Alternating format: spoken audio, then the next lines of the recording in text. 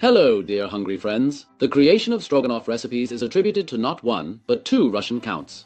But who cares about that? The main thing is that it tastes good, and this chicken version is guaranteed to be delicious.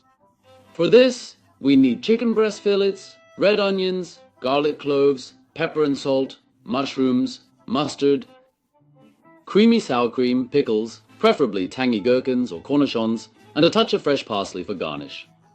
And we'll also need some broth. Let's get everything ready. Dice the pickles, clean the mushrooms thoroughly, and slice them up. Peel the onions and garlic cloves, and finally chop them. Cut the chicken into bite-sized pieces, a bit smaller than chunks for a stew. Then, add a bit of oil to a wide pan, heat it up, and add the chicken pieces. Go ahead and sear the chicken all around on high heat, ensuring you season generously with pepper and salt while you cook. Keep stirring occasionally.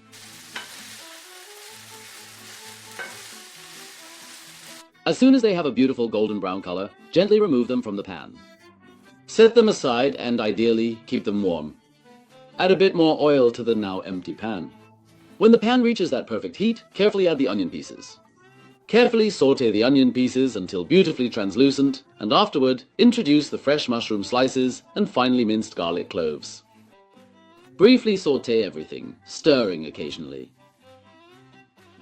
Next, deglaze with the broth, stir, and bring it briefly to a boil. Now, lower the heat to a friendly simmer and let that cook for roughly 5 minutes. After that, return the chicken to the pan. Go ahead and add those diced pickles, then stir everything together nicely and let it simmer for another 5 minutes. Now add the mustard as well. By the way, in the Brazilian version of stroganoff, mustard is replaced with tomato paste. I promise it tastes fantastic. Now, add the sour cream and mix everything well to season it perfectly. Once again, season with pepper and salt. Stir in the spices and let it simmer for another 2 to 3 minutes. And now, the chicken stroganoff is ready to be taken off the heat.